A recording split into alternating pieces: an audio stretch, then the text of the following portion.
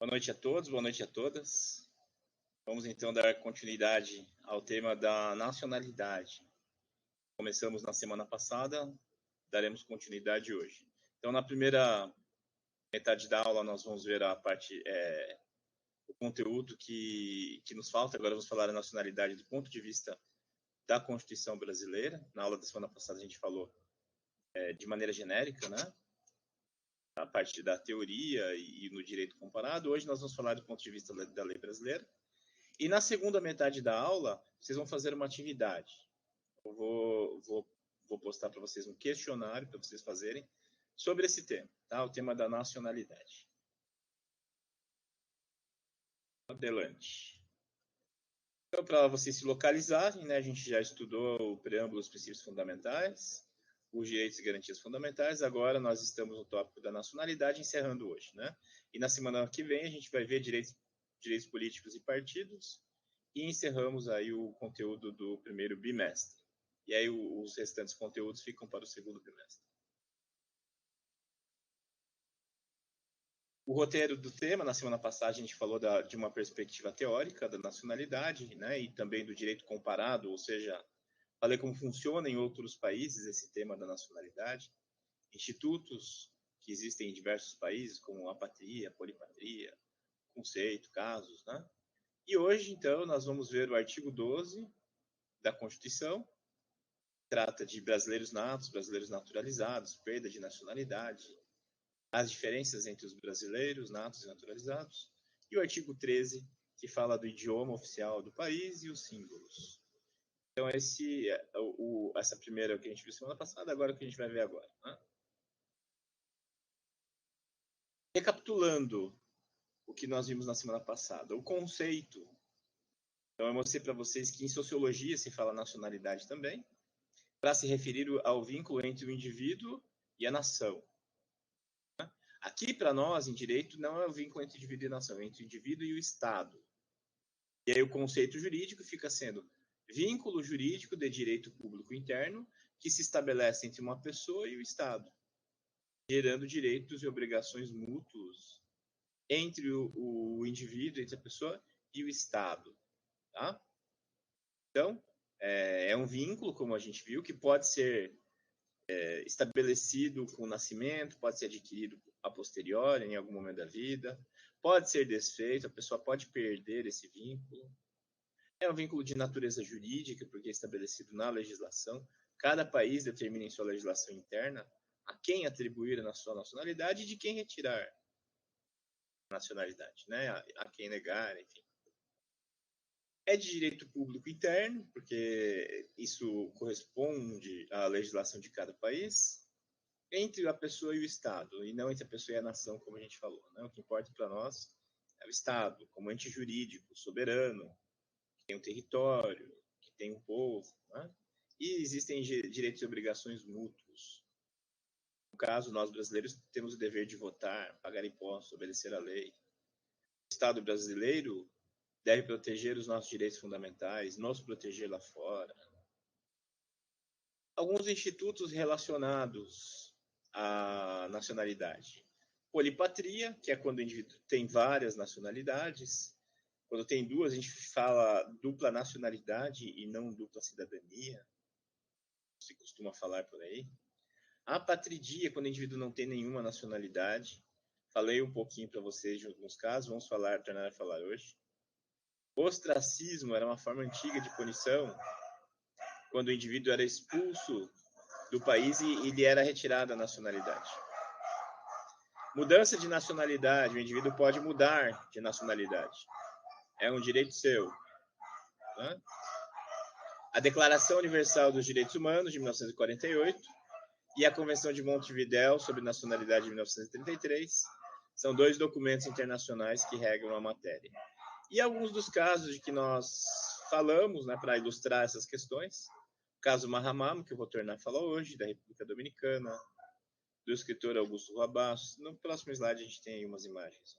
Esse filme, O Terminal, com Tom Hanks, a Luciana Gimenez, o Meran Karimi na série, esse sujeito que ficou morando 18 anos no aeroporto de Paris, né? Se no filme mostrava o personagem do Tom Hanks 2 meses no aeroporto, esse cara viveu de verdade 18 anos. aeroporto. O escritor paraguaio Augusto Rabasso, o jogador Deco, e embora brasileiro, né, jogou pela seleção de Portugal durante muitos anos, porque se naturalizou português, deixou de ser brasileiro.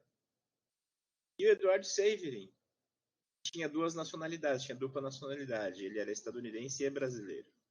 Em 2011, ele abdicou da nacionalidade estadunidense e hoje ele é só brasileiro. Ele abdicou a nacionalidade daquele país.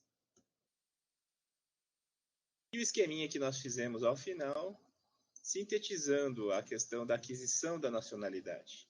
Então, a aquisição da nacionalidade pode se dar de modo originário, que é aquele que ocorre com o nascimento, a pessoa nasce com o direito à nacionalidade. E a aquisição derivada é em qualquer momento da vida, depois do nascimento, seja criança, seja adulto, seja na terceira idade, é aquisição derivada. Seja como da Clarice Lispector, que se naturalizou brasileira, né, mesmo tendo vindo para o Brasil com 2 meses de idade. Ela não nasceu no Brasil. Ela passou a vida toda no Brasil, menos 2 meses, sim. Mas foi o momento que ela nasceu, então ela não era brasileira nada.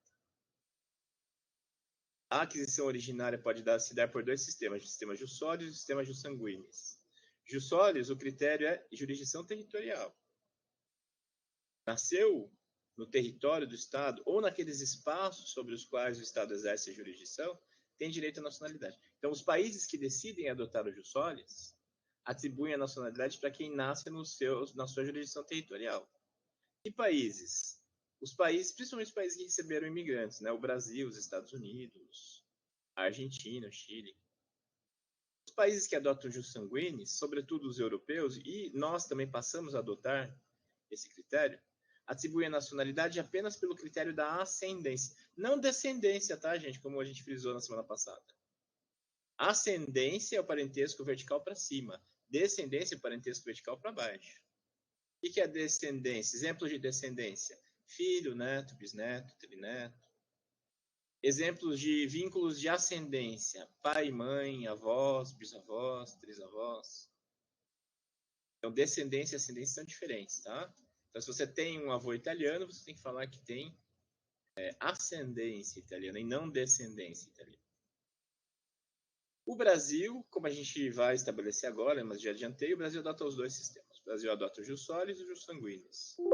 Esse se chama sistema misto. Na Europa, adota-se apenas o sistema jus sanguinis, estritamente falando. Tá? Os países europeus, em regra, não adotam o jus solis, com algumas exceções muito particulares. A aquisição derivada é quando o indivíduo adquire uma nova nacionalidade em algum momento da vida.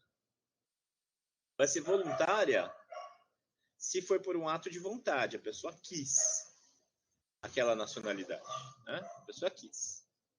Naturalização compulsória, quando ela foi obrigada a adquirir a nacionalidade. Boa noite e bem-vinda, Jussara. Ela foi obrigada, né? Ela não foi consultada. Então é assim a naturalização compulsória ou obrigatória, como aparece também na doutrina. O Brasil fez isso em 2 oportunidades, na Constituição de 1824. Opa, eu inverti aqui, gente. 1824, tá? Na Constituição do Império e depois na Constituição da República. O Brasil fez isso em 2 momentos. Transformou estrangeiros em brasileiros. Na primeira, 1824, porque não tinha quem ia ser brasileiro, né? Tinha que ter um critério. Então, todos os portugueses que se encontravam no Brasil viraram brasileiros. Esse foi o critério da Constituição do Império. E aí a Constituição da República deu um prazo de 6 meses para todos os estrangeiros que viviam no Brasil ir à cartório e dizer que não queriam virar brasileiros. Como eu mencionei para vocês, poucos o fizeram. E muitos viraram brasileiros do dia para a noite sem saber, né, que isso tinha acontecido. Então tá, agora, antes de prosseguir, eu vou só dar mais uma problematizada aqui, tá, gente? Ó, a gente confunde. Quem tem uma ascendência italiana e adquire a nacionalidade italiana, às vezes chama-se de naturalização. Eu já cansei de ver isso, né? A pessoa vem me falar, me naturalizei italiano, tal. Aí eu vou perguntar um pouquinho mais e eu vejo que não é naturalização. Vamos deixar claro aí, ó.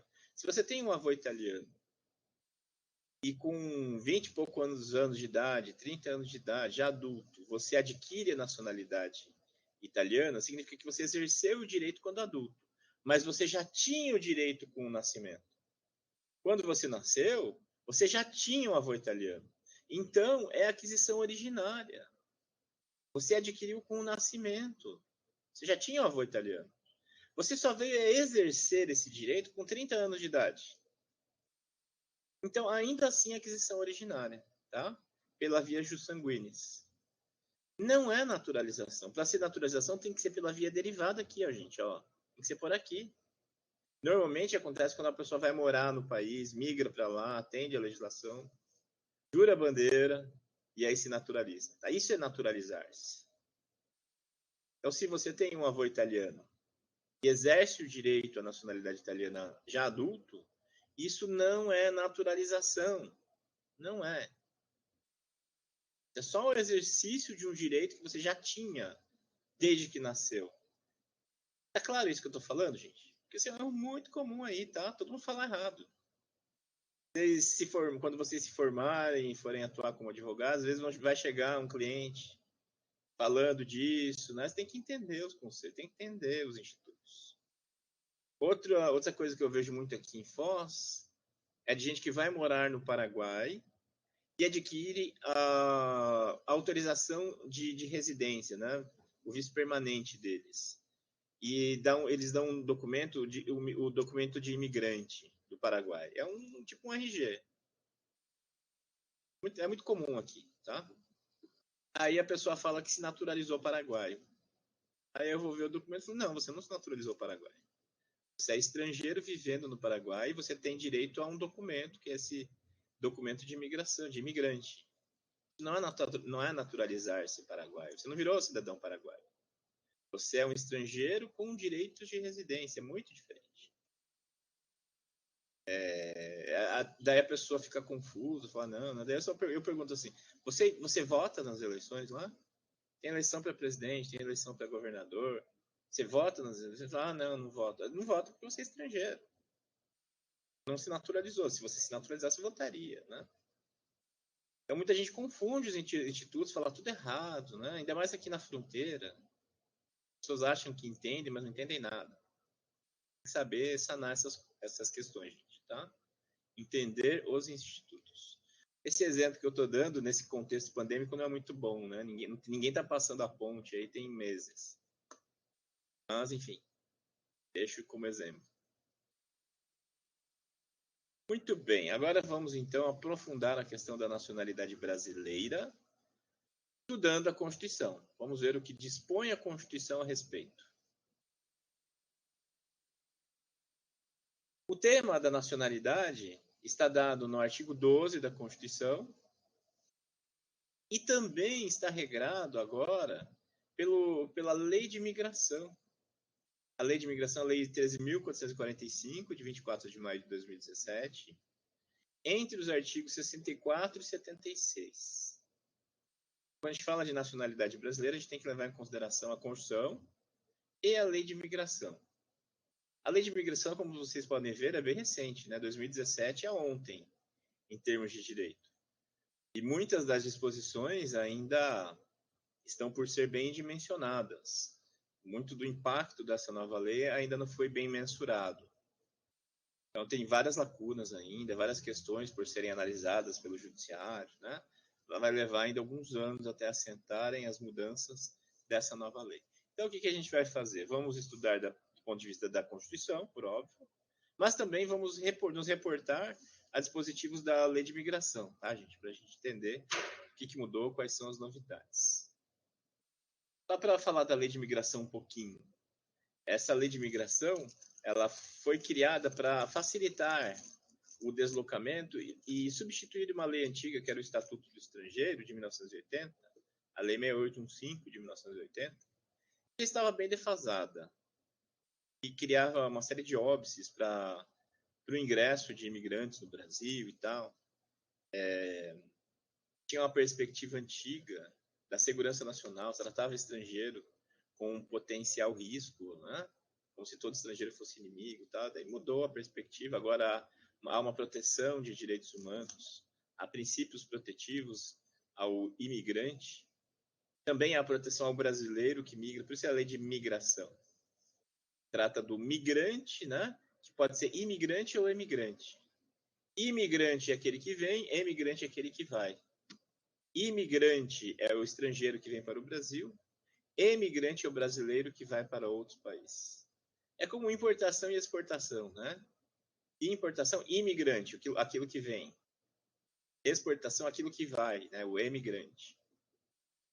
Então, a nova lei mudou bastante essa questão, o tratamento do estrangeiro. Vocês certamente vão estudar a lei de imigração lá em direito internacional, ou público ou privado. Em algum momento vocês vão estudar. Aqui nos interessam as disposições sobre nacionalidade, apenas isso. Então, são poucos os artigos aí, 12 artigos da lei de imigração. Beleza?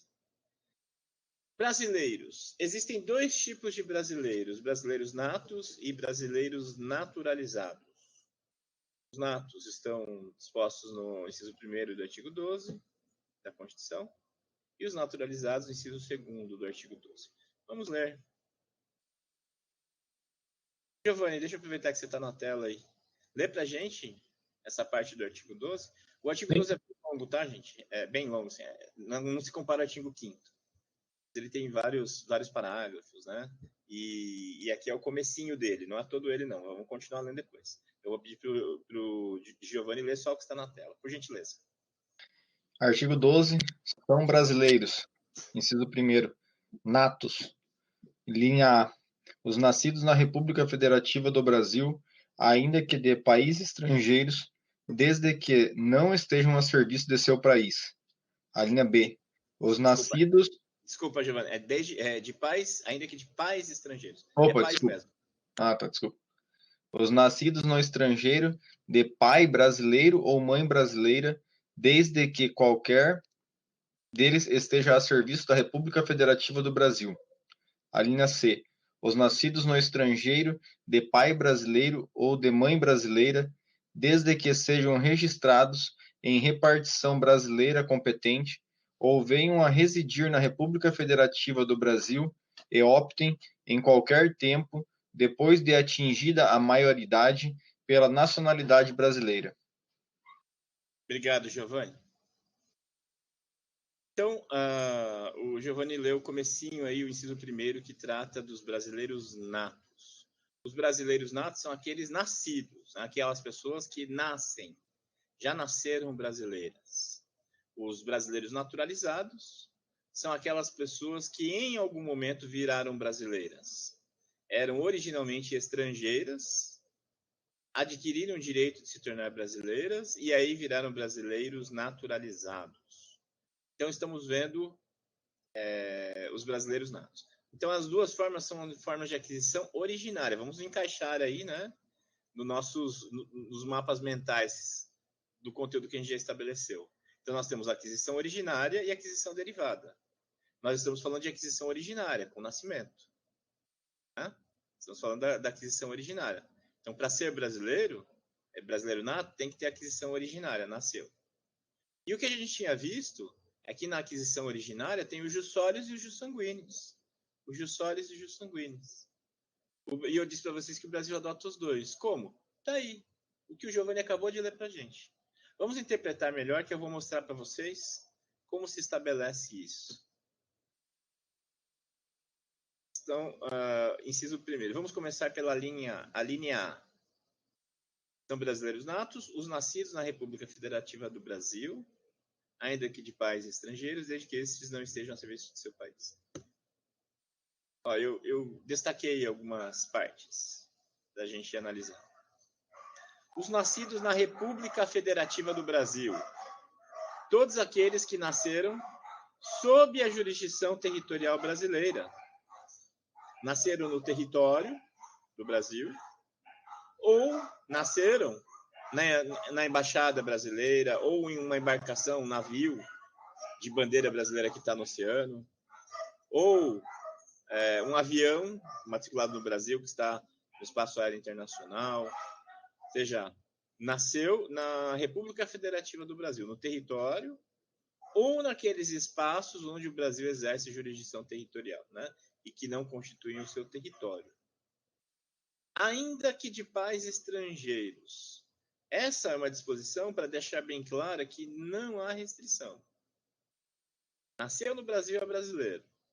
Como a gente falou na semana passada, o Brasil é um dos países que adotam o jus solis irrestrito. Aí, ó, nascidos na República Federativa do Brasil, jus solis, essa disposição jus solis, não tem restrição. E ainda reforça, ainda que de pais estrangeiros. O estrangeiro veio para o Brasil só para que o filho nascesse, não tem problema, não tem restrição nenhuma. Nasceu no Brasil, é brasileiro. Tá? Aí nós temos uma restrição.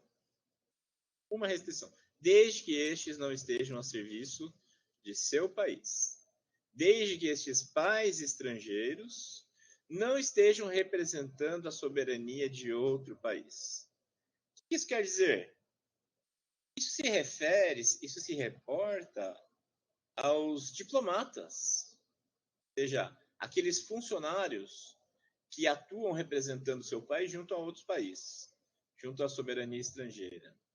Então, basicamente, esse dispositivo está dizendo o seguinte: filhos de diplomatas estrangeiros nascidos no Brasil não são brasileiros.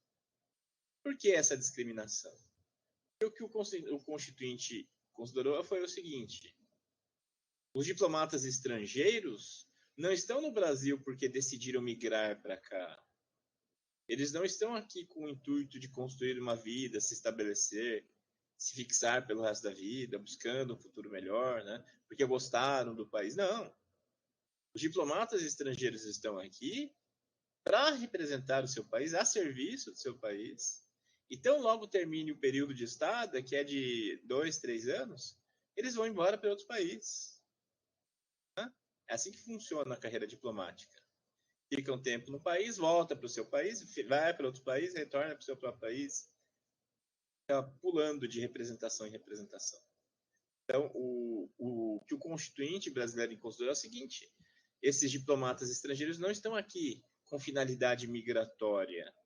Eles não vêm para o Brasil para se estabelecer em definitivo. Eles vêm para representar o seu país por um tempo e depois vão embora.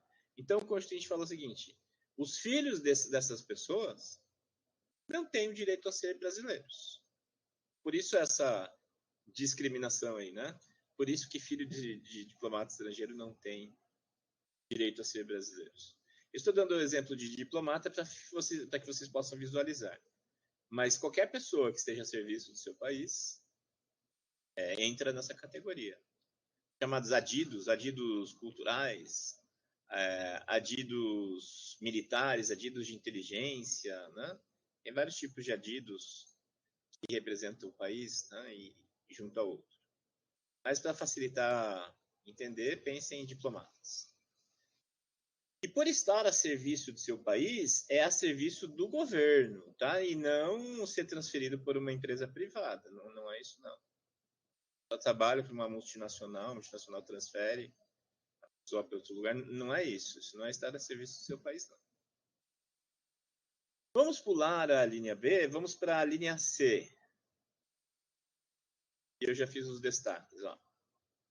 Os nascidos no estrangeiro, de pai brasileiro ou de mãe brasileira, desde que sejam registrados em repartição brasileira competente, ou venham residir na República Federativa do Brasil e optem em qualquer tempo, depois de atingida a maioridade, pela nacionalidade brasileira. Esse dispositivo é complexo e tem vários melindres, vários detalhes, e vive caindo em concurso, né? Vive caindo em provas, quando esse tema é abordado. Vamos olhá-lo por partes.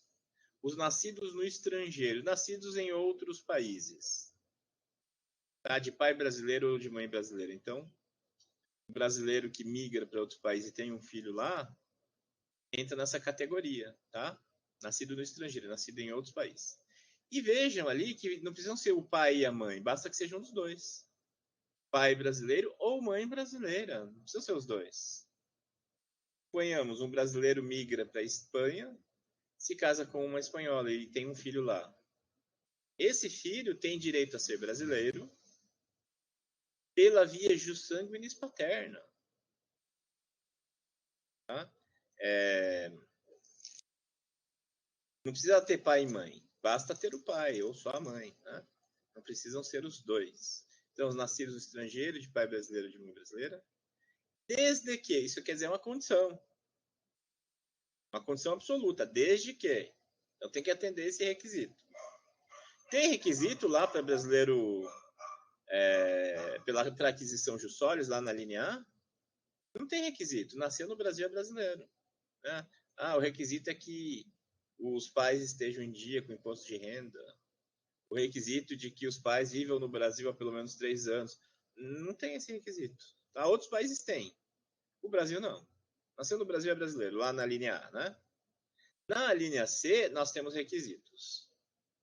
Nasceu no exterior, filho de pai brasileiro ou de mãe brasileira, tem que atender requisitos. Quais são os requisitos? Aí são os 2 requisitos em vermelho, tá? É um ou outro. Um dos 2. Então, o primeiro requisito, desde que sejam registrados em repartição brasileira competente. Esse é o primeiro requisito.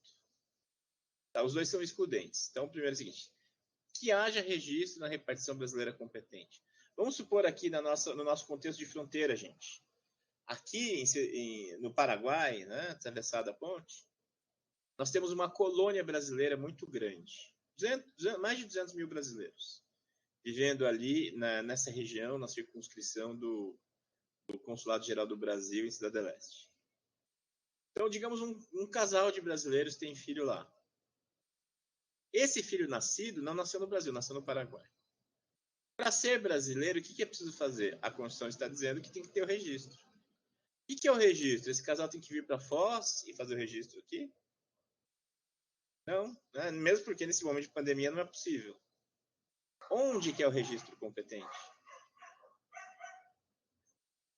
Consulado, né, gente? Pode escrever, Lucas. Estou vendo que você está digitando aí. Vai até o consulado e faz o registro. Caso o Consulado Geral do Brasil, em Cidade do Leste, que fica ali bem no centro, na rua Pontliega com Pai Perez, bem no centro. Então tem que fazer o registro. Tá? Tem que fazer o registro. Não precisa vir para Foz. Não precisa pegar um avião para vir para o Brasil. Né? Faz o registro no Consulado do Brasil. O Brasil é um dos poucos países que tem representações diplomáticas em todos os países do mundo. Todos. São 193 países na ONU, né, tirando o Brasil. O Brasil tem 192 representações. Então, qualquer país em que se nasça, né, brasileiros tenham filhos, podem fazer o registro. Então, tem que fazer o registro. Então, para ser brasileiro, tem que fazer o registro da criança. Mas suponhamos que os pais não fizeram o registro. Esqueceram. Acharam que perderam o prazo, ficaram enrolando, né? Falaram, agora já está tarde, né? Já esperamos demais, já deve ter perdido o direito. Prescreveu o direito de ser brasileiro. Ou não querem, acontece isso. Às vezes os pais falam, não, para que vai ser brasileiro? Não quero. Acontece. Cada um. Significa que a criança perdeu o direito de ser brasileira? Não. O que essa criança, esse indivíduo, não vamos chamá-lo assim, né? Indivíduo, o que esse indivíduo nascido no exterior, que não foi registrado pelos pais, pode fazer para vir a ser brasileiro? Aí é a segunda hipótese.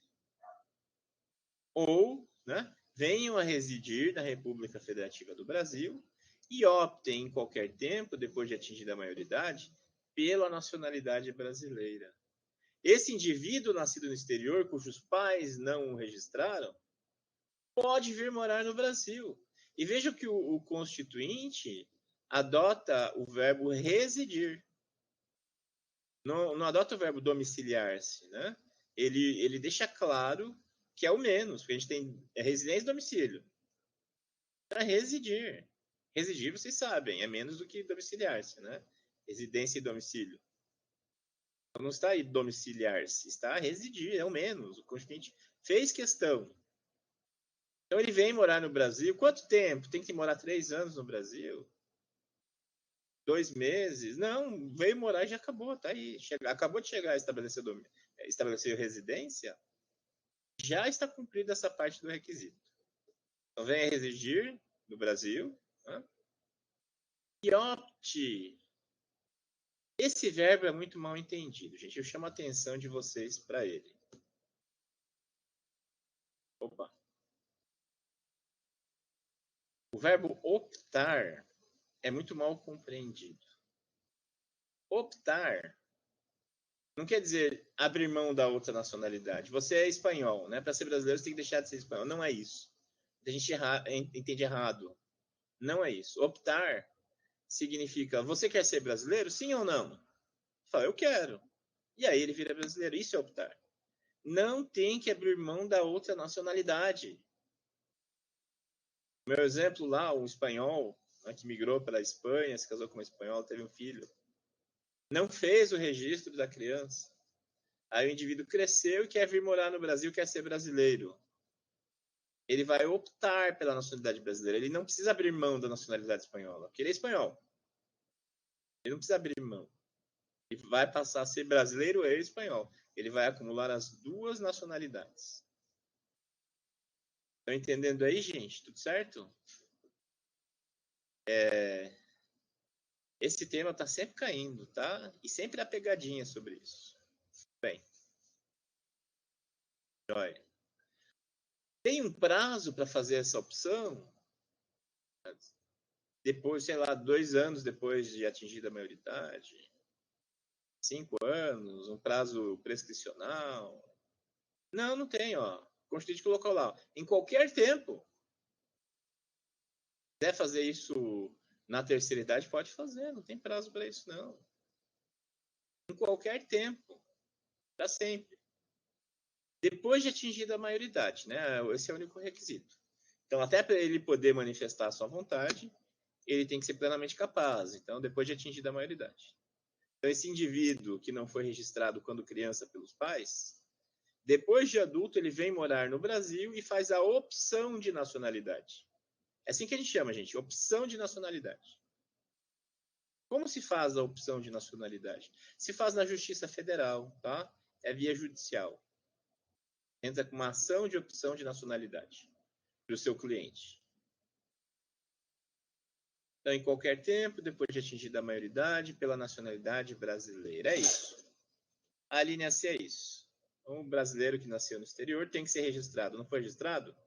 Já adulto, vem morar no Brasil e faz a opção. E ele pode fazer isso em qualquer momento. A linha B. Nós são brasileiros natos, os nascidos no estrangeiro de pai brasileiro ou mãe brasileira, desde que qualquer deles esteja a serviço da República Federativa do Brasil. Aqui é o reverso da medalha daquela última parte da linha A. Aqui é o contrário, né? São filhos de diplomatas brasileiros nascidos no exterior. Então, um diplomata brasileiro, alguém que está representando o Brasil lá fora, essa pessoa vem a ter um filho, o filho não precisa ter registro, não precisa atender os requisitos da linha C ali, gente. É filho de brasileiro, diplomata brasileiro, vamos simplificar, né? Filho de diplomata brasileiro nascido lá fora, já é brasileiro, não precisa de registro, não precisa fazer opção de nacionalidade. Então, o Constituinte deu uma proteção extra aí para os filhos de diplomatas, tá? Tem todo um histórico disso, porque antes desse dispositivo constitucional, nos tratamentos constitucionais anteriores, os filhos de diplomatas ficavam desprotegidos.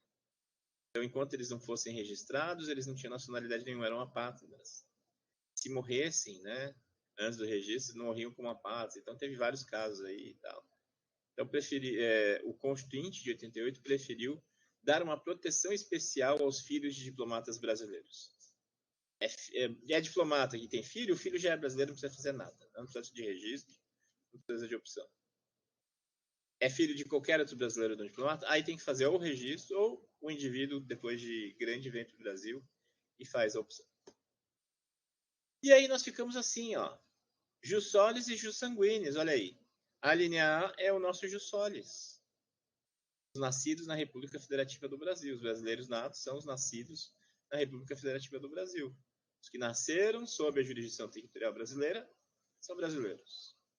E as alíneas B e C são nossos jus sanguíneos. Ou seja, atribui-se a nacionalidade pelo vínculo da ascendência. Tá? O B é especificamente para os diplomatas, o C é para os demais cidadãos. E uma pergunta que eu fiz semana passada e eu reitero agora. Até quantos graus de ascendência o Brasil atribui à nacionalidade brasileira, gente? Até quantos graus? Exatamente, gente, 1 grau. Onde é que está isso?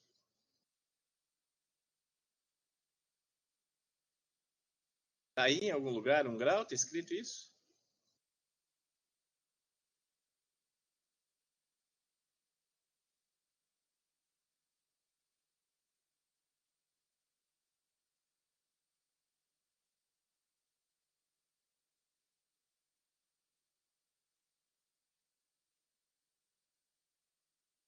Vendo que alguns estão digitando, vou aguardar.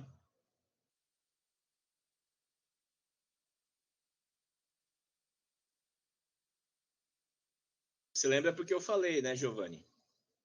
Mas e onde está isso na Constituição? Vamos ver o que a Selva vai digitar. Lugar nenhum, Selva.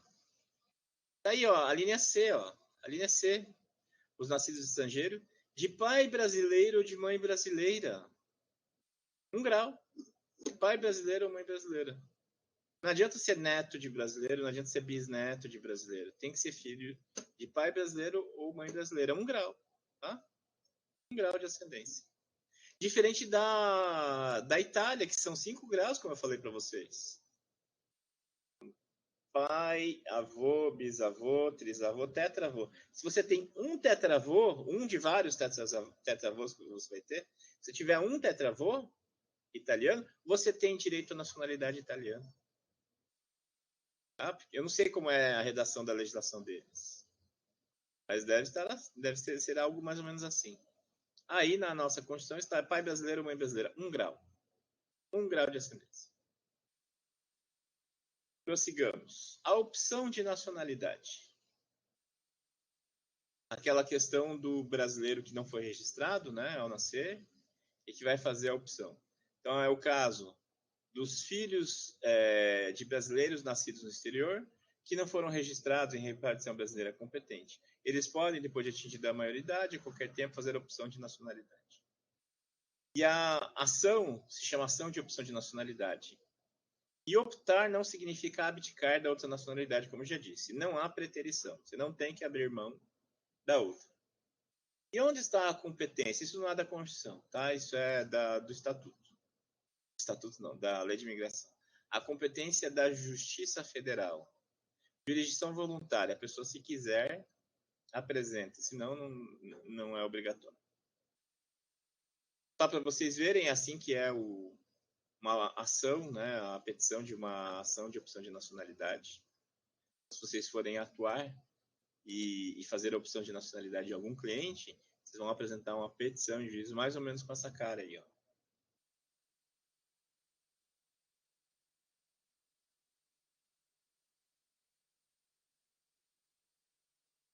A criança que não foi registrada, né, aquele caso lá do filho do brasileiro nascido na Espanha, a criança que não foi registrada, ela não é brasileira, ela é brasileira, ela tem a chamada nacionalidade potestativa. Isso é nacionalidade potestativa. O pai não registrou porque não quis, ou porque esqueceu, ou porque não sabia que precisava, ou porque achou que perdeu o prazo. Por algum motivo ele não fez. Significa que a criança não é brasileira? A criança tem a nacionalidade potestativa. Ela vai ser protegida pela legislação brasileira até os 18 anos. Depois dos 18 anos, a nacionalidade fica congelada, por assim dizer. Então, aí é a situação dos filhos brasileiros nascidos no exterior, sem registro, antes da maioridade. Eles têm a nacionalidade potestativa. É uma presunção de nacionalidade, e a maioridade age para eles como um efeito suspensivo da nacionalidade. nacionalidade vai suspender, a maioridade vai suspender a nacionalidade deles. Esses menores podem requerer o registro provisório no cartório de registro civil das pessoas naturais, conforme o artigo 32 da Lei de Registros Públicos.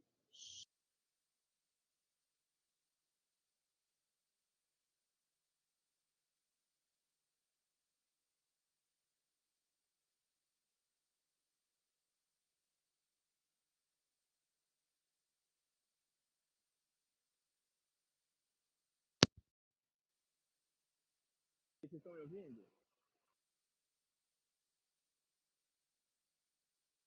Ouvindo? Tem uma mexida aqui no microfone. E, professor, o som tá abafado, não tá mais saindo.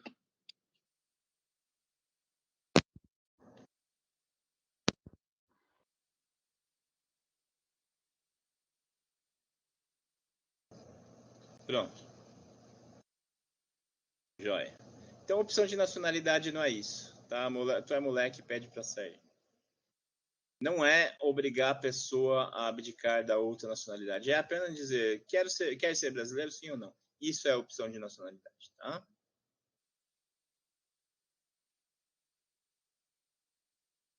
Inciso 2º, agora vamos falar da aquisição derivada das pessoas que eram estrangeiras e, de alguma maneira, né, se tornaram brasileiras.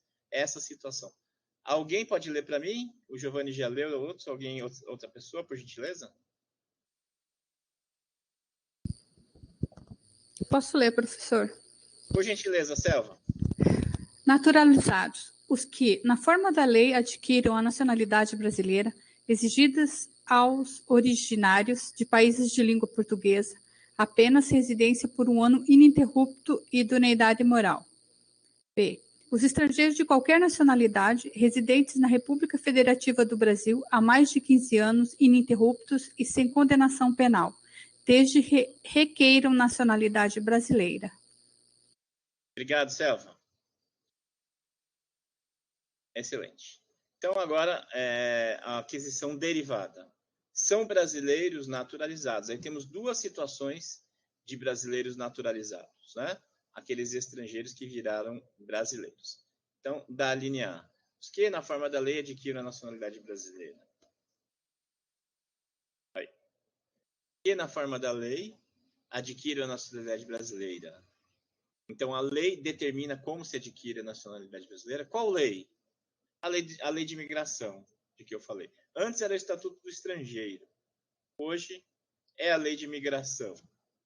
Então, no caso, os que atendem aos requisitos legais, que a gente já vai ver quais são, exigidas aos originários de país de língua portuguesa apenas residência por 1 ano ininterrupto e idoneidade moral. Então, há uma facilidade para os que venham dos países de língua portuguesa. Para eles, é uma forma simplificada de aquisição.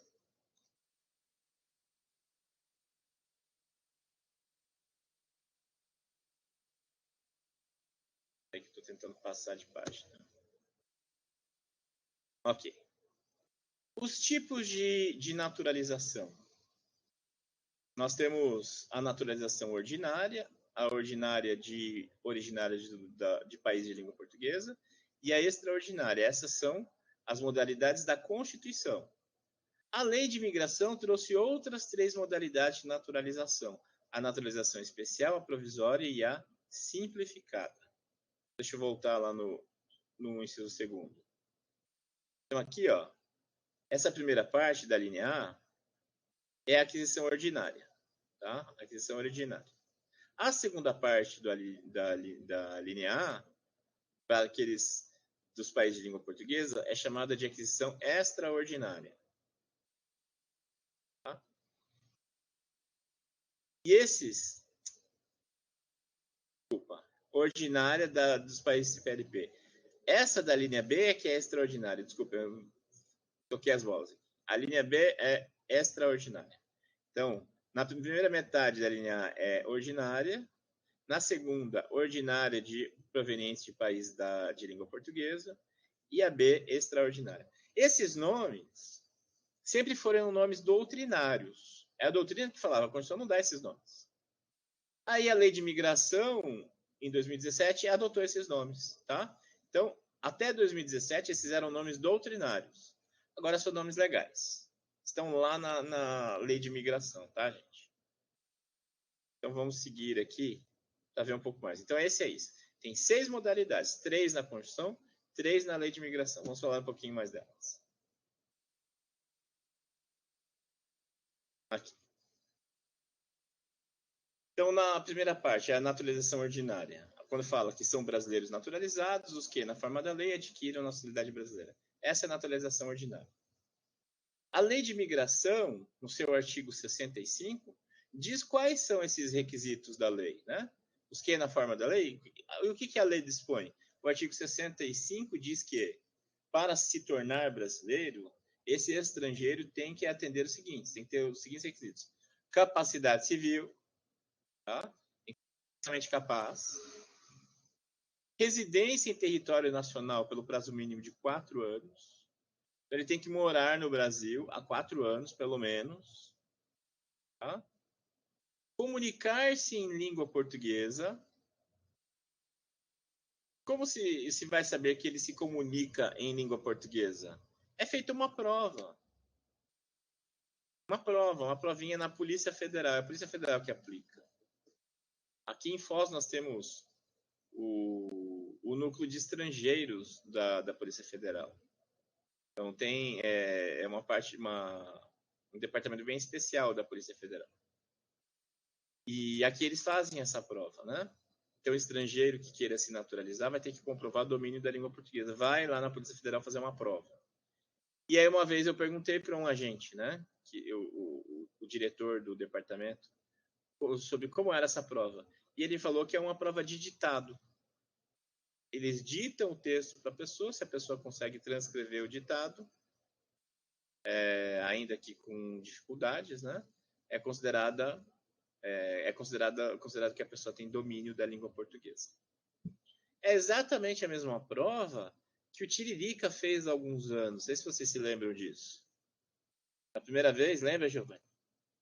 O Tiririca, logo que foi eleito deputado pela primeira vez, ele tinha tido um recorde de votos na época.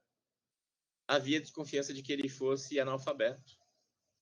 Aí eu lembro que saíram vários artigos na imprensa mostrando indícios de que ele seria analfabeto. Ele nunca lê nada, ele nunca tem roteiro, ele sempre improvisa tudo e tal, né? Falava as barbaridades, né? E daí, como a gente vai estudar na aula da semana que vem, analfabetos não podem ser eleitos. E aí ele teve que comprovar que era alfabetizado e ele fez essa prova na Polícia Federal, que é o ditado. E ele passou e comprovou a alfabetização dele. E é exatamente a mesma prova que é aplicada a estrangeiros, tá? Então tem que fazer essa prova que demonstra a capacidade de se comunicar em língua portuguesa. E não possuir condenação penal ou estar reabilitado. Então, o estrangeiro que queira se naturalizar, queira virar brasileiro naturalizado, não pode estar condenado por algum ilícito penal, tá? Por nenhum crime. Ou se ele já tiver sido condenado alguma vez na vida, ele já esteja reabilitado. Como assim? Já cumpriu a pena, foi condenado, cumpriu a pena e aí está reabilitado. Aí ele pode, tá? Então a Constituição fala assim, na forma da lei, tá bom. Travou para você, Lucas? Puxa, é só para o Lucas, gente?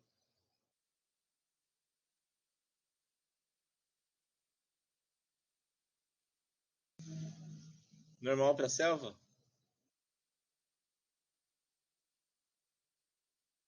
Opa, já falo. Então, Lucas, só para reiterar essa parte aí. Na naturalização ordinária, a Constituição fala na forma da lei. É a lei que vai determinar. E a lei fala o quê? 4 anos. Você perguntou quanto tempo? 4 anos. Está lá no artigo 65 da Lei de Imigração. Tá? Não está na Constituição. É a Lei de Imigração que determina que são 4 anos de residência no Brasil.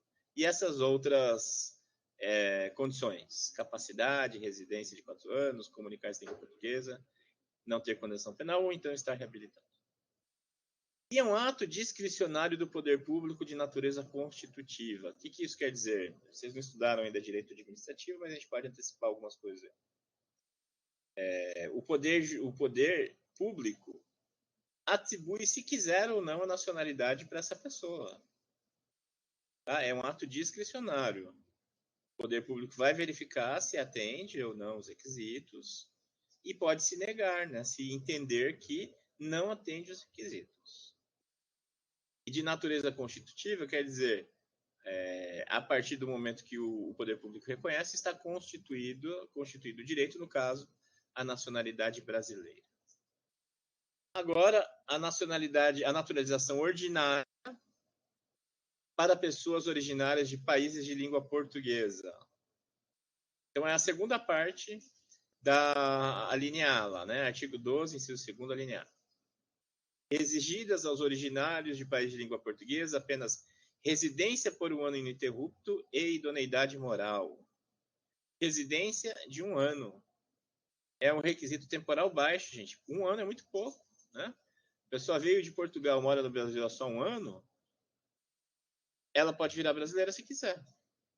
Veio de Angola, veio de Moçambique, veio de algum dos outros países de língua portuguesa, mora 1 ano só, se quiser, ela pode virar brasileira. Né? Então, é um requisito temporal baixo. Porém, há um requisito moral alto, que é a idoneidade moral. Que pode considerar aí idoneidade moral? Condenação, sim. Envolver-se num escândalo de corrupção também. Estar sofrendo inquérito, ser réu de ação, investigado, tudo isso pode ser considerado como não atendimento à idoneidade moral. É bem flexível. Tá? E como se trata de um ato discricionário do poder público, também de natureza constitutiva, o responsável pode ver lá alguma questão e falar, bom, esse não tem idoneidade moral. Ele é réu numa ação, ele está sendo investigado, está havendo uma acariação, não atende ao requisito moral. Então, vejam, é um requisito temporal baixo, 1 ano, é bem pouco, mas um requisito moral alto. A pessoa não pode ter nada que a desabone. Nada. E como é um ato discricionário, o poder público aí atribui, se quiser, né, a nacionalidade à pessoa. Só para deixar claro quais são os países de que nós estamos falando. Brasil, Portugal, Cabo Verde, Guiné-Bissau, São Tomé e Príncipe, Angola, Moçambique e Timor-Leste. Tem também Guiné Equatorial, que é um país que está implantando o português, mas que ainda não está plenamente, né, instituído. Então, esses são os países de língua portuguesa.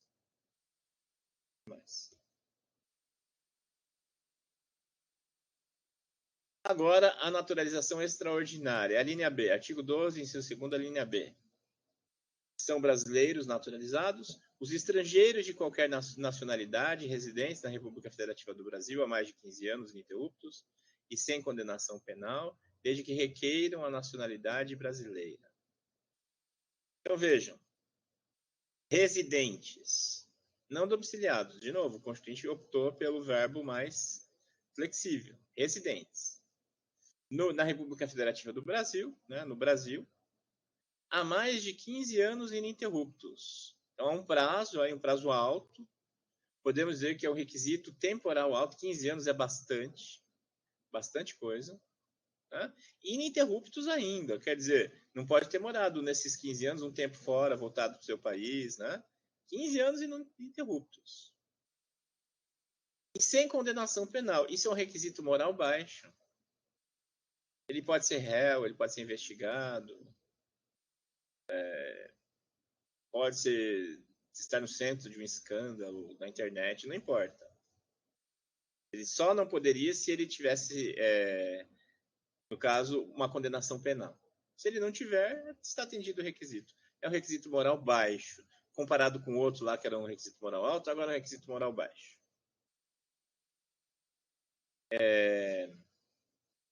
Desde que requeiram, é uma requisição. A pessoa tem que requerer. Tá? como eu escrevi aí, é quase como se fosse um prêmio pela perseverança. Nossa, esse aí está há 15 anos no Brasil, vamos premiá-lo. Não aguentou ficar tanto tempo, né? Vamos premiá-lo. Se ele quiser, ele é brasileiro. Pronto. E não há aquisição por decurso de prazo. O senso comum considera, assim, nossa, você já vive no Brasil há 30 anos, você já é brasileiro. Não é. Tem que fazer a requisição, tá? O meu pai ouvia muito isso. Meu pai era paraguaio, ele vivia no Brasil desde os 17 anos de idade. Ele veio fugido da guerra no Paraguai. Ele lutou pelos liberais no Paraguai, aí perderam a guerra e ele veio como refugiado para o Brasil. Veio com 17 anos de idade, a cavalo, com a roupa do corpo, com a malária, né? E ele passou a morar no Brasil desde então. Ele morou 60 anos no Brasil. Nunca voltou a morar. E eu ouvia todo mundo falar isso para ele. Nossa, seu Vargas, o senhor já é mais brasileiro do que Paraguai e tal, né? Senso comum, tudo bem, mas do ponto de vista jurídico não tem nenhum efeito. Para ser brasileiro, tem que fazer a requisição. Tem que ir até a Polícia Federal e requerer a nacionalidade, tá? Eu falo isso só para distinguir aí do senso comum. Pontos de vista jurídico, tem que ter a requisição. E se trata de um ato vinculado do poder público de natureza meramente declaratória. Isso é o entendimento do STF. E isso decorre de uma ação que analisou a seguinte situação. Vou contar a historinha para vocês. Era uma estrangeira, uma moça que morava no Brasil já há vários anos e que prestou concurso público. E como vocês sabem, só brasileiros podem ser funcionários públicos, né? Ela era estrangeira, vivendo no Brasil há muitos anos, prestou concurso público e passou no concurso. Só que para assumir, ela tinha que virar brasileira, senão ela não podia assumir o cargo. E o que ela fez? Ela entrou com ação de naturalização extraordinária. Perdão, ela fez a requisição na Polícia Federal, que é na Polícia Federal que se faz, para se tornar brasileira naturalizada, naturalização extraordinária. E a resposta não saiu a tempo dela assumir o cargo. Não saiu. E daí ela entrou com ação judicial, aí sim, é uma ação judicial, judicializou o concurso público para garantir a vaga, né? E o STF entendeu que quando ela fez a requisição para ser brasileira, ela já era brasileira, não precisava nem esperar a resposta. Ela já era brasileira.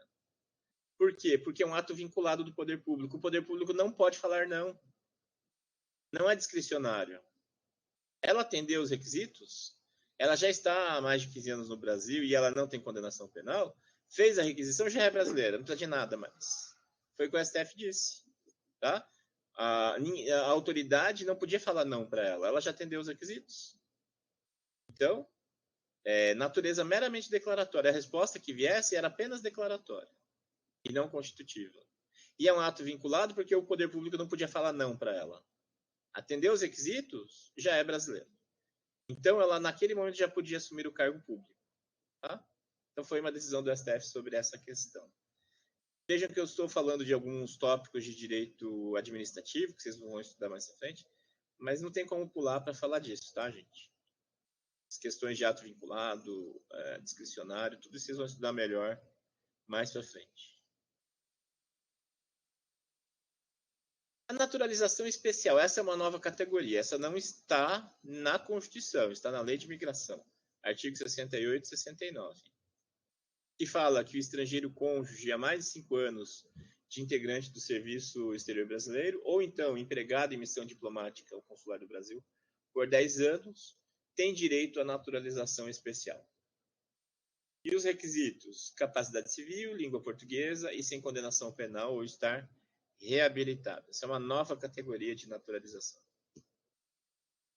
Outra nova categoria é a naturalização provisória, que está no artigo 70 da Lei de Imigração, que é concedida ao migrante criança ou adolescente que tenha fixado residência em território nacional antes de completar 10 anos de idade e deverá ser requerida por intermédio de seu representante legal.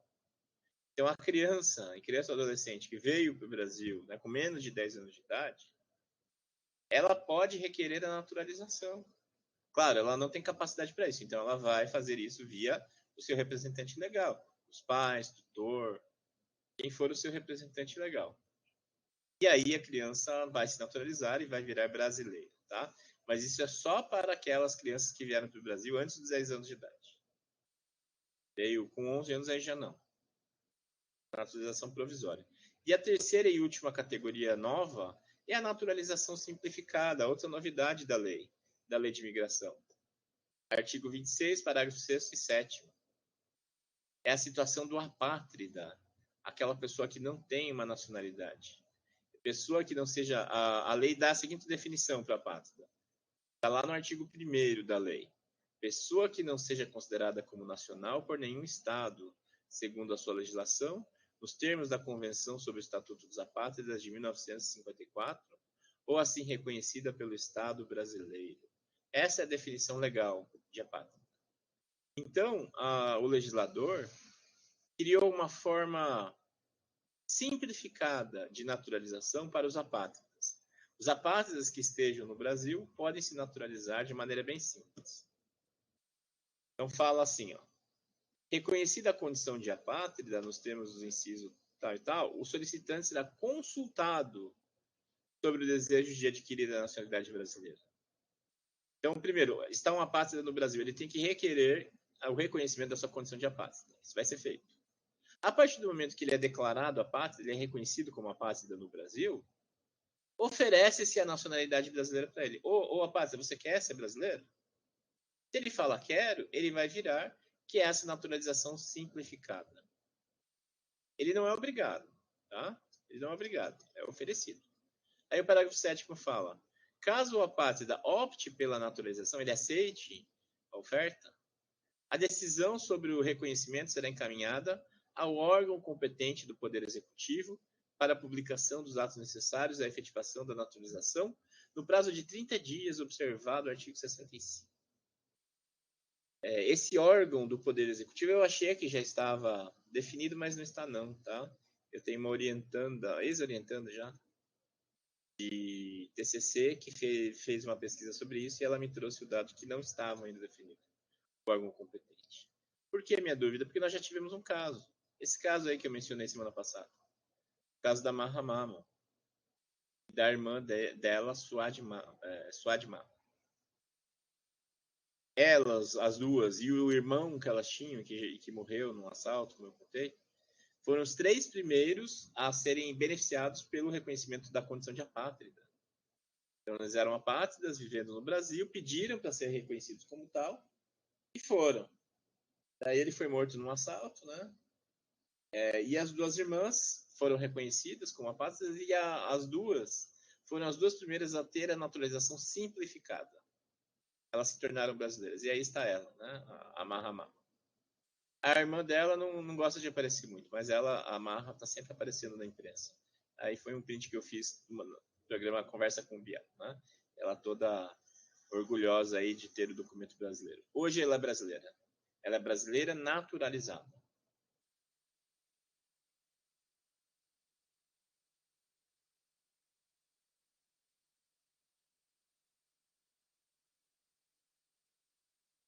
Vendo aqui que ainda tem bastante coisa para a gente falar e o tempo urge.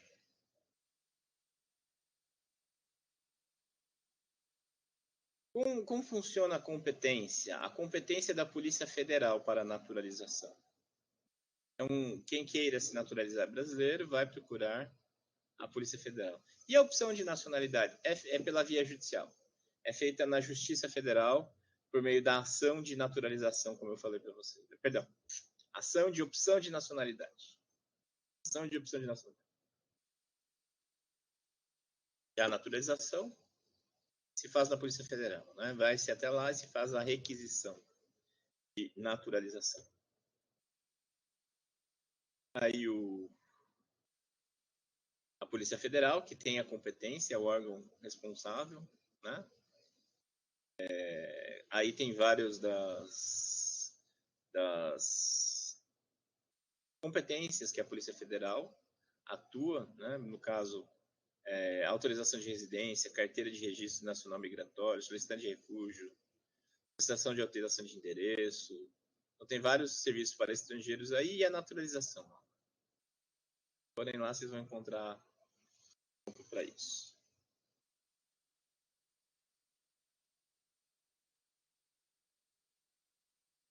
Alguém lê para mim, por gentileza, parágrafo 1º e parágrafo 2º? Posso ler, professor? Por gentileza, Andrigo. Parágrafo 1º. Aos portugueses com residência permanente no país, se houver reciprocidade em favor de brasileiros, serão atribuídos os direitos inerentes ao brasileiro, salvo aos casos previstos nesta Constituição. Parágrafo 2º. A lei não poderá estabelecer distinção entre brasileiros natos e naturalizados, salvo nos casos previstos nesta Constituição. Obrigado, Andrigo. Então, no parágrafo 1º, nós temos o caso de portugueses equiparados e no parágrafo 2º nós temos as diferenças entre brasileiros natos e naturalizados. Então, os portugueses equiparados.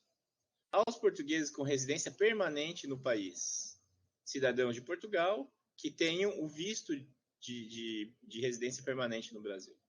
Se houver reciprocidade, existe um tratado entre o Brasil e Portugal, é a Convenção sobre a Igualdade de Direitos e Deveres entre Brasileiros e Portugueses, é o Estatuto da Igualdade, de 1971. Se houver reciprocidade em favor de brasileiros, serão atribuídos os direitos inerentes ao brasileiro, salvo os casos previstos nesta Constituição. Então, mediante ato da administração pública, o português que vive no Brasil vai solicitar equiparação e, ao ser equiparado, ele vai adquirir direitos políticos, mas apenas no país de residência. Então, vejam só, olha só que interessante, gente. Um português que vive no Brasil, queira ser equiparado ao brasileiro, ele vai pedir, ele não precisa se naturalizar, ele vai pedir equiparação. E o que vai acontecer? Ele vai poder votar no Brasil, ele pode se candidatar a cargos eletivos.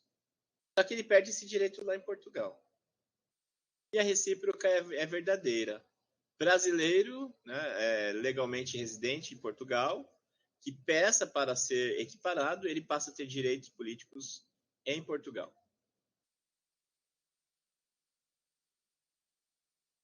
Então, lá o Andrigo tinha lido para a gente no parágrafo 2º, que só a lei vai estabelecer as diferenças, né, a distinção entre brasileiros natos e naturalizados, exceto... Desculpa, falei errado. A lei não pode estabelecer diferenças entre brasileiros natos e naturalizados. As únicas diferenças que pode haver são essas que estão na Constituição. É isso que a gente interpreta do parágrafo 2º. Quais são as diferenças entre natos e naturalizados? Agora começamos, olha aí. Ó. O parágrafo 3º. Alguém lê para mim o parágrafo 3º, por gentileza? Lembrando que só as distinções que estão na Constituição. Então vamos a elas, né?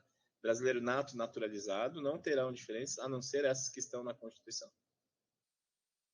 Parágrafo 3º.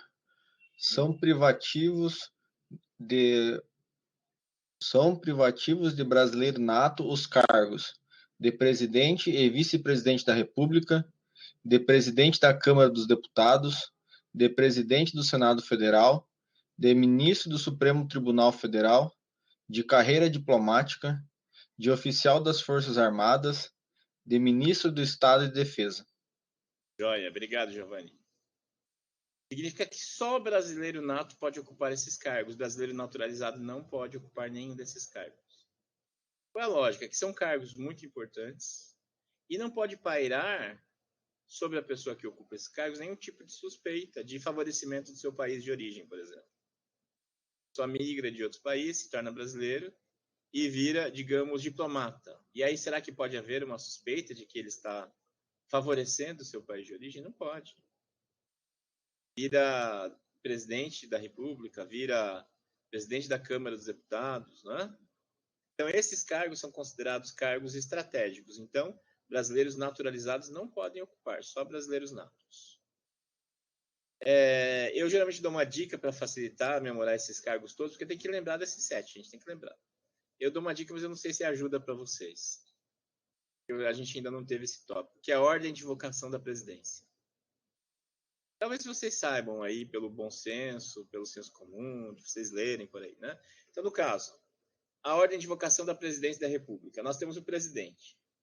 Na ausência do presidente, quem assume? O vice-presidente. Isso. Na ausência do vice-presidente, quem assume? Presidente da Câmara. Presidente da Câmara. Na ausência do presidente da Câmara, quem assume? Do Senado. Presidente do Senado. E na ausência do presidente do Senado, quem assume? Do STF. O presidente do STF. Essa é a ordem de vocação, tá, gente? Então, presidente ausente, vice-presidente. Esse ausente, presidente da Câmara. Presidente do Senado e presidente do STF. Essa é a ordem de vocação. Que está aí nos primeiros 5 incisos. Presidente, vice-presidente, presidente da Câmara, presidente do Senado e ministro do Supremo Tribunal Federal, nos 4 primeiros, né? Vejam que no 4, inciso 4, fala-se ministro do Supremo, não presidente, tá? Por que não se fala presidente, fala-se ministro? Porque todo ministro do Supremo um dia vai ser presidente do Supremo. No Supremo se faz um rodízio, né? Então é do mais antigo para o mais recente. Quando alguém é nomeado, ele vai lá para o fim da fila dos 11. São 11 ministros, ele vai lá por último. E aí eles vão fazendo rodízio de 2 anos até que ele chega lá, né?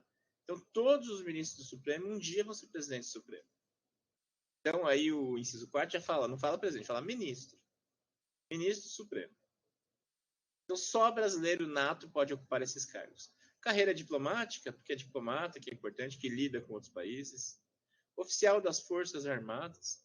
Eu não entendo muito bem, porque eu não servi. Mas me falaram que até tenente, se não me engano, pode ser naturalizado. Acima disso é que não pode, só oficial. E ministro de Estado da Defesa.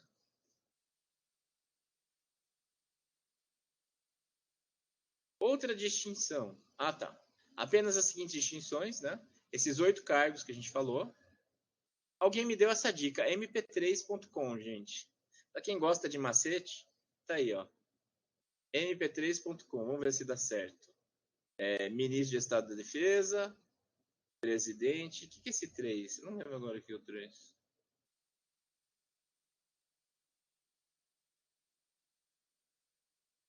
Esqueci já, me deram essa dica, mas eu não guardei. Se alguém souber, escreva aí, por gentileza. A extradição. Brasileiros natos não podem ser extraditados, expulsos, deportados em nenhuma circunstância. A gente vai estudar isso em Direito Internacional Público. Brasileiros naturalizados podem ser extraditados em 2 circunstâncias, que são... pode ser. Começa com 3P, pode ser. É isso aí. Ministro de Estado da Defesa, 3 presidentes, o presidente do Senado, o presidente da Câmara, o presidente da República e o vice, não sei. Enfim, é um macete furado aí, não sei se deu certo. Então, o brasileiro naturalizado pode ser extraditado em 2 circunstâncias. Crime anterior à naturalização. O indivíduo cometeu crime no seu país e fugiu para o Brasil, e aqui se naturalizou, ele vai ser extraditado, tá? Para cumprir pena, não responder a processo penal no seu país. Ou por tráfico de drogas. Brasileiro naturalizado cometeu o crime de tráfico de drogas, é extraditado. Não tem choro nem vela.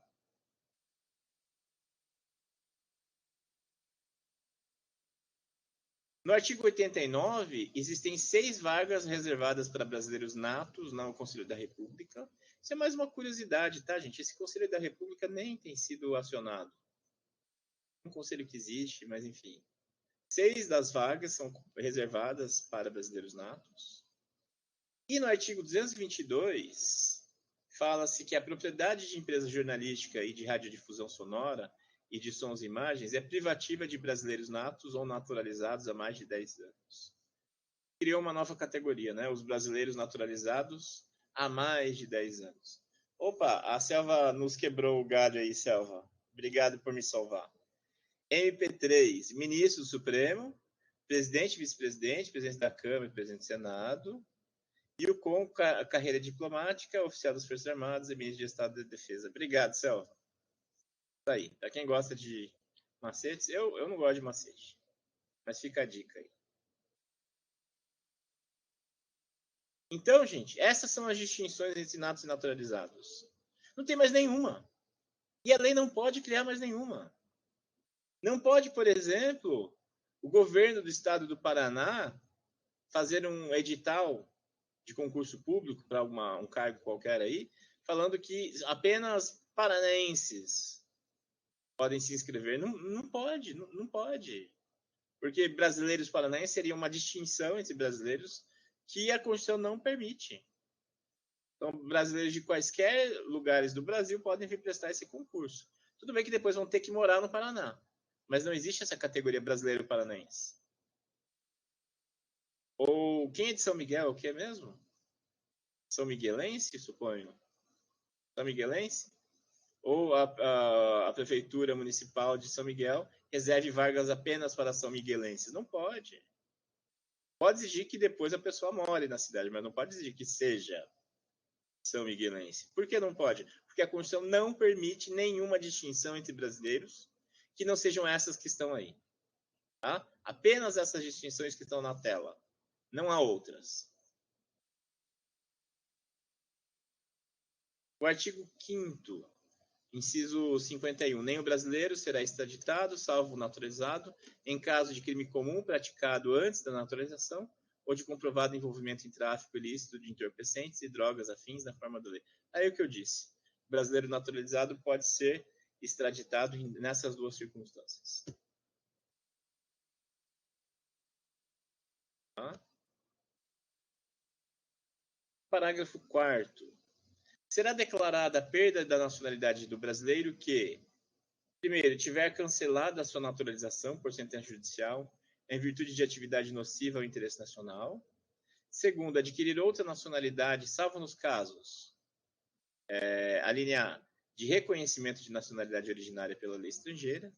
A linha B, de imposição de naturalização pela norma estrangeira ao brasileiro residente em estado estrangeiro, como condição para a permanência em seu território ou para o exercício de direitos civis. Então, é a questão da perda da nacionalidade. Então, o cancelamento. Então, será declarada a perda da nacionalidade do brasileiro que tiver cancelado. É o cancelamento da naturalização. Um estrangeiro se naturalizou brasileiro, e aí, no caso, esse estrangeiro pode perder a nacionalidade se envolver com atividade nociva ao interesse nacional.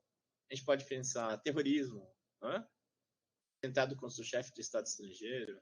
Isso é uma atividade nociva ao interesse nacional. Então, via judicial, ele vai ter cancelado a sua naturalização. Então, é o cancelamento. Se o brasileiro adquirir outra nacionalidade, o caso do Deco, que eu falei para vocês semana passada. O Deco se naturalizou, em Portugal ele deixou de ser brasileiro. É esse caso aí do parágrafo 4º, artigo, inciso 2º. É o caso da Cláudia Herrig, né? Cláudia Sobral Herrig, de que eu falei que tem um slide na sequência. Ela se naturalizou nos Estados Unidos, virou estadunidense e depois foi extraditada para lá. Ela deixou de ser brasileira. E exceções? Acúmulo de nacionalidades originárias, o Brasil permite. Então, se você tem um avô italiano e exerceu o direito a ser italiano, você não vai perder a nacionalidade brasileira, tá, gente? Não vai perder. Você passa a ter dupla nacionalidade, brasileiro e italiano. Isso está aí na linha A do inciso 2º, parágrafo 4º, artigo 12 da Constituição. Pode acumular as duas. Ou caso de imposição de nacionalidade. O brasileiro migrou para um país e foi obrigado a se naturalizar lá, ele não vai deixar de ser brasileiro. É o caso da naturalização compulsória, de que a gente já falou. Foi o que a Cláudia Sobral tentou argumentar, que ela se naturalizou nos Estados Unidos para poder trabalhar, né? Mas o STF não acatou esse argumento.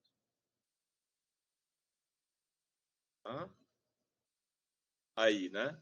Caso Cláudia Cristina Sobral Herrig.